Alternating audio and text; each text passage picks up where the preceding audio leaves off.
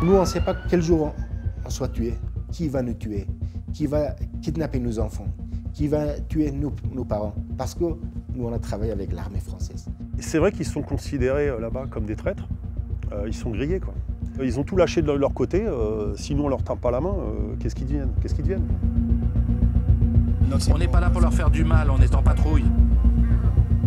Aujourd'hui, on a des collègues qui sont tous menacés par les talibans et Daesh à cause de leur collaboration avec l'armée française.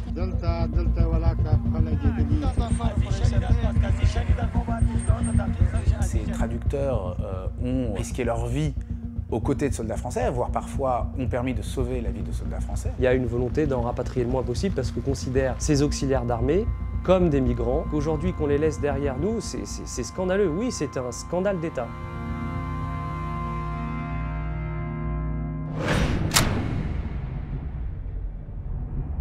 À partir de fin 2001 jusqu'à fin 2012, la France intervient en Afghanistan pour combattre les talibans et lutter contre le terrorisme aux côtés d'une coalition internationale. Pour cette mission, les militaires français ont travaillé avec plus de 800 tarjuman, des traducteurs afghans, qui ont toujours voulu être rapatriés au même titre que l'armée française.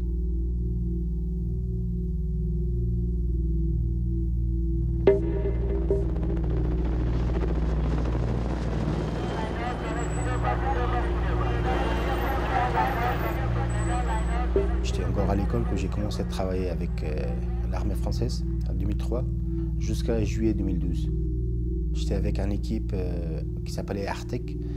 C'était une équipe d'intervention sur les attentats explosifs. C'était une équipe d'investigation. J'ai donné mon 9 ans pour l'armée française. J'ai travaillé le jour et la nuit pour l'armée française.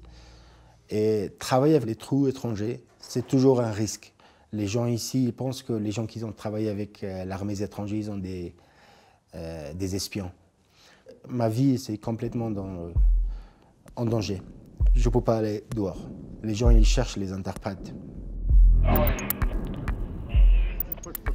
Les talibans n'ont pas hésité à exécuter des membres de familles de traducteurs et des traducteurs pour essayer de dissuader les gens de venir le faire. Et donc tous les gens qui ont été traducteurs l'ont fait au péril de leur vie, au péril de la vie de leur famille. Et depuis le départ de l'armée française en 2012, beaucoup de ces traducteurs ont essayé de se cacher et ils sont toujours vulnérables. Certains d'entre eux se retrouvent régulièrement reconnus, voient des menaces sur la porte de leur maison et certains d'entre eux ont déjà été tués. Le 23 juin, le nuit à 23h15, j'étais attaqué par les gens armés. Il y avait 2 ou 3 personnes qui étaient armées. La porte est frappée, je suis allé là-bas pour voir qui c'était. Les gens ils parlaient entre eux que c'est sa maison. Ils ont commencé à tirer. Ils ont bien détruit la porte d'entrée de chez moi. Quelques vitres étaient cassées, mais heureusement, je n'étais pas touché. Est-ce que vous avez le sentiment d'avoir été abandonné par l'armée française et l'État français? Oui, je sens qu'on est abandonné. Depuis longtemps de départ des Français, on est passé dans une situation très très dangereuse.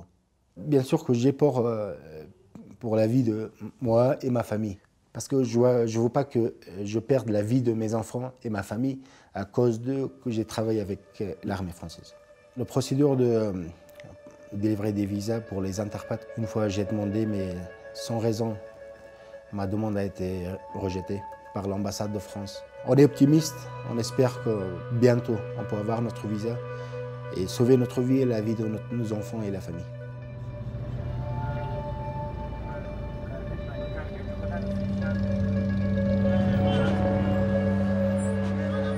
Quand les Français sont arrivés en Afghanistan, ils n'avaient aucun relais locaux. Ils ne connaissaient pas ce pays, ils ne connaissaient pas les vallées de ce pays, ils ne connaissaient pas les coutumes, ils ne connaissaient pas la culture. Donc il a fallu, pour les militaires français, être en contact avec des Afghans, avec des locaux. Et les relais des militaires français, c'était leurs interprètes. Donc sans eux, les militaires français n'étaient à rien en Afghanistan.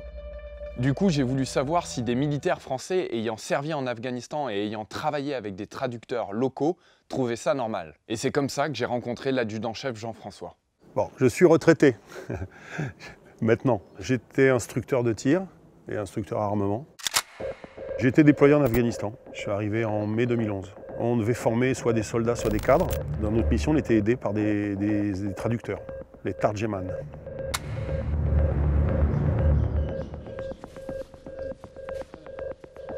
On n'est pas là pour leur faire du mal, on est en patrouille. Sur place, ils peuvent apaiser des tensions, puisqu'ils vont aller au-devant des populations, expliquer ce que font les militaires, ce que fait la force ici. Ils ont un rôle important, c'est vraiment l'interface.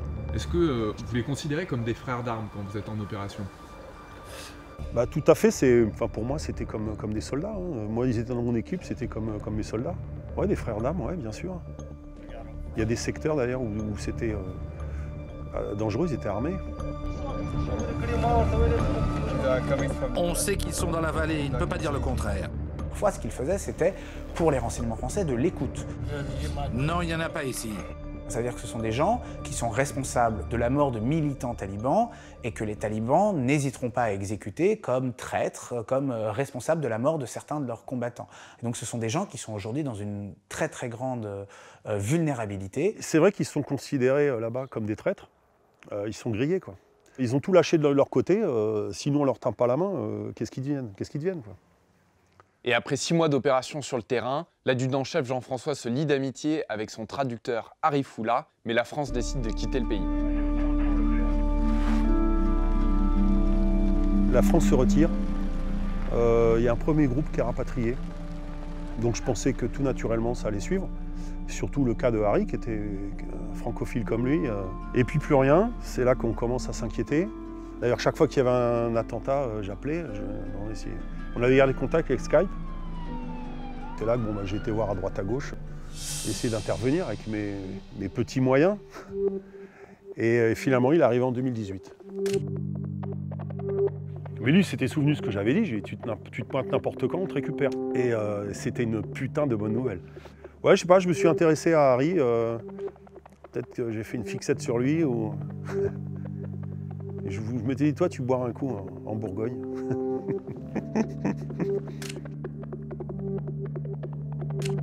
Ça fait peur. Ils sont allés faire venir des Afghans en France, alors que c'était des gens qui ont travaillé avec des Français, qui ont travaillé avec l'armée en plus, qui ont une certaine culture. Je trouvais ça injuste. C'est donnant-donnant. Lui, il a donné pour la France, il faut qu'il reçoive. La trahison qui est faite à ces traducteurs afghans est d'autant plus forte que lorsque ces traducteurs se sont engagés aux côtés des militaires français, il leur a été dit qu'en cas de problème, ils pourraient venir en France. Ça a été une des manières utilisées pour inciter des gens à venir être traducteurs et être guides. Il y a ici une politique d'État qui trahit des gens qui se sont battus pour lui. Sauf que cette promesse, elle n'était pas écrite noir sur blanc dans le contrat des traducteurs. Et lorsque la France commence à se retirer de l'Afghanistan à partir de fin 2011, plusieurs centaines de traducteurs afghans ont fait une demande de visa qu'ils n'ont pas obtenue parce que le ministère de l'Intérieur a décidé de mettre en place des quotas très stricts. Nous, on a découvert que Manuel Valls, à l'époque, ministre de l'Intérieur, dit « Nous, on en rapatrie 35 sur les 800 qu'on a embauchés. Vous me choisissez les 35 meilleurs, ceux qui présenteront le moins de problèmes d'intégration en France et ceux qui sont le plus en danger, vous me les rapatriez. » Et au cours de cette enquête, les journalistes Quentin Muller et Brice Andlauer découvrent aussi des échanges de mails entre l'attaché de défense de l'ambassade de France à Kaboul et ses collègues, où on peut voir en fait que les traducteurs ont été classés avec des appréciations telles que plus de 60 ans, famille nombreuse, ou encore semble bien islamiste. Il y a une volonté d'en rapatrier le moins possible parce qu'on considère ces auxiliaires d'armée comme des migrants, comme des chiffres en moins sur le budget du ministère du Logement, sur le budget du ministère de la Défense. Donc il y a un mépris pour ces gens-là. Pourtant, en 2012, Jean-Yves Le Drian, alors ministre de la Défense et aujourd'hui ministre des Affaires étrangères, assurait que la France aiderait les traducteurs afghans.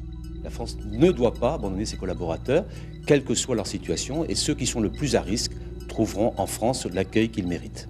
7 ans plus tard, l'accueil de certains traducteurs afghans est en réalité loin d'être à la hauteur. Sur Twitter, un supporter du FC Nantes m'a parlé des Sataris, une famille de traducteurs afghans arrivés en juillet 2019 et qui depuis est baladée d'hôtel 115 en hôtel 115. Je viens d'arriver à la gare de Saint-Nazaire où je rejoins Frédéric, c'est un gars de Twitter qui a aidé la famille Satari quand il a appris qu'elle devait quitter son hôtel 115 de Nantes et qui les a aidés à s'installer à Saint-Nazaire. Enchanté. Alors toi, comment tu t'es retrouvé en fait à aider la famille Satari? En fait, j'ai découvert leur histoire au travers du réseau social Twitter. Et leur histoire m'a m'a touché. Et en plus, ça se passe dans ma ville, donc difficile de détourner les yeux quand on lit un récit et une histoire pareille. J'ai un compte qui regroupe une communauté de fans nantais, entre autres, assez importante, donc des gens qui habitent Nantes, sous un hashtag qu'on utilise, qui est un hashtag On est Nantes, putain. Ça veut dire qu'on, face à l'adversité, on peut tout faire, quoi. On peut renverser tous les défis. Ok. Donc là, on est arrivé, c'est ça? Là, on est à l'hôtel. Allez, on y va.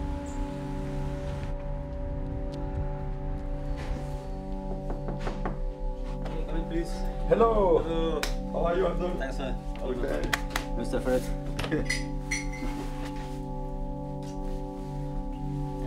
Hello, madame. So how many times did you move since you arrived? 1, 2, 3. It's the fourth time. Fourth time in only 3 months. And then yes, in 3 months. Yes. We landed in France. I was actually expected from the French army that they should come and also tell for us to welcome in France, because we have done a lot of work, hard work, in the same target, okay, with the same fighting position, and also at the face of the same enemies. So every day, what do you do? I'm pay attention about my wife, because she cannot move, because she is paralyzed. I have to pay attention about my children. At the first, they would like to be familiar on the French language, because I think it's the priority.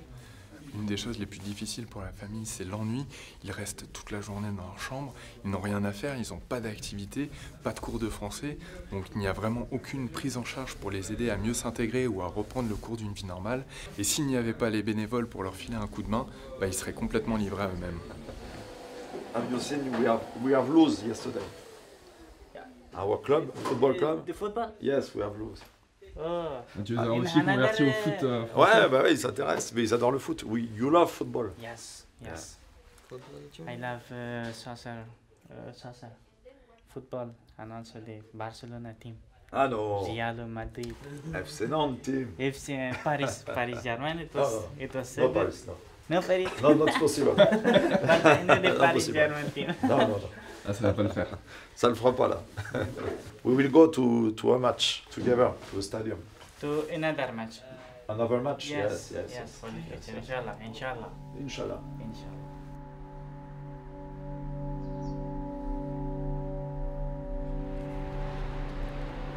Qu'est-ce qui t'a le plus surpris, toi, aujourd'hui, dans ce qu'ils ont pu nous raconter? Je les ai pas vus depuis 3-4 jours. C'est de voir la meilleure mine. Ah, ils ont bonne mine, quoi. Je pense que voilà, ils ont retrouvé de l'espoir. Je pense que ça y est, la rencontre entre ces gens et puis la France, ça y est, elle est faite, quoi. Et c'est ça qui, je pense, nous importait avec les copains. C'était de leur montrer que la France, c'était autre chose qu'une miteuse chambre d'hôtel. Voilà. So, allez. My friend. Thank you. Have a nice day. Tashakkur. And hopefully all things will sort out well for you. And you will be welcome in France. Thank you. Thanks a lot. Thanks for your attention, monsieur. Thanks a lot. Depuis 2012, la France en a accueilli environ 250. Elle fait figure de mauvais élève à l'échelle européenne. À titre de comparaison, l'Allemagne en a rapatrié 760.